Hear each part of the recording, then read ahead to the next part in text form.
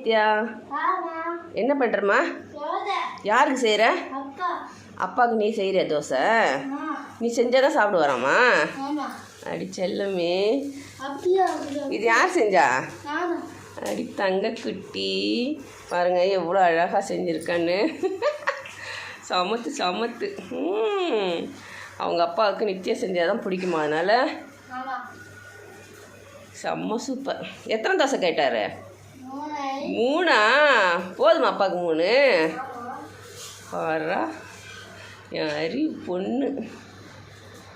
அவ்வளோதான், dosa master ready இல்லை?